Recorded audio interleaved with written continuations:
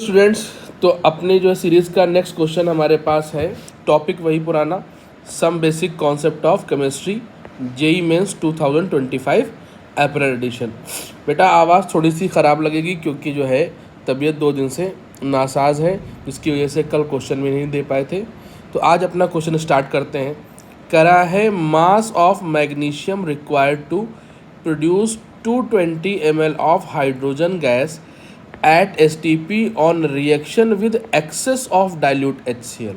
और गिवन में हमारे पास क्या है, molar mass of Mg is 24 ग्राम पर मोल, जो कि हमें ऑब्वियसली मालूम रहता है। ठीक है, तो क्वेश्चन कहना ये चाहता है कि हमारे पास मैग्नीशियम है, इसकी रिएक्शन जब HCl से कराई जाती है तो हमारे पास ये बना देता है MgCl2 और साथ में H2 गैस इवॉल्व होती है। इसे थोड़ा सा बैलेंस कर लिया जाए बेटा, तो अगर यहाँ पर हम 2HCl कर दें तो रिएक्शन बिल्कुल फुल्ली बैलेंस्ड हो जाती है।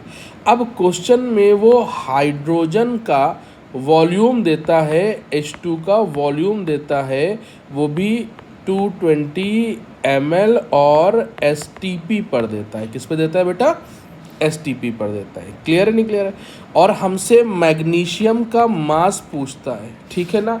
अगर हमारे पास कोई फुल्ली बैलेंस्ड रिएक्शन हो तो उसमें हम रिएक्टेंट और प्रोडक्ट के मोल्स को इक्वेट करा सकते हैं आफ्टर रिवर्सिंग देयर कोफिशिएंट, उनके कोफिशिएंट को रिवर्स करके। मैग्नीशियम का भी कोई कोफिशिएंट नहीं है और हाइड्रोजन का भी कोई कोफिशिएंट नहीं है, तो कोफिशिएंट की कोई प्रॉब्लम नहीं, अनटिल अनलेस कोई उसमें जो है लिमिटिंग रिएजेंट का कॉन्सेप्ट ना लग रहा हो। क्लियर है नहीं क्लियर है? तो यहाँ से मोल्स ऑफ मैग्नीशियम तो लिख लिए, जबकि हमें चाहिए क्या, मास ऑफ मैग्नीशियम। तो इसकी जगह पर वेट अपॉन मॉलिक्यूलर वेट या एटॉमिक वेट कितना होता है, 24 होता है मैग्नीशियम का।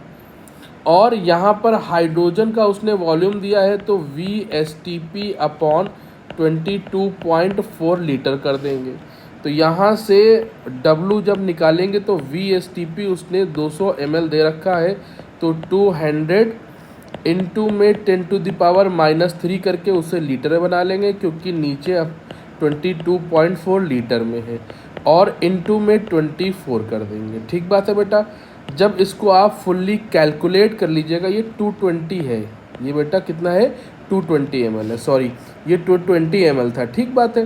तो यहाँ पर जब इसको फुल्ली आप कैलकुलेट करेंगे तो 235.7 इंटू 10⁻³ ग्राम आ रहा है। ठीक है, लेकिन जब ऑप्शन आप करेंगे तो ग्राम में मैच नहीं कर रहा है। 235.7 तो है, लेकिन 10⁻³ नहीं है, 0.24 तो आ ही नहीं रहा है, 236 मिलीग्राम आ रहा है।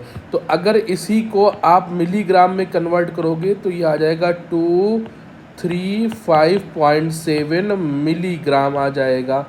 अगर आप यहाँ पे 10⁻³ से डिवाइड करोगे तो ये मिलीग्राम आ जाएगा। ठीक है, और आंसर हमारे पास किस में है, मिलीग्राम में आ रहा है। तो इसका मतलब ऑप्शन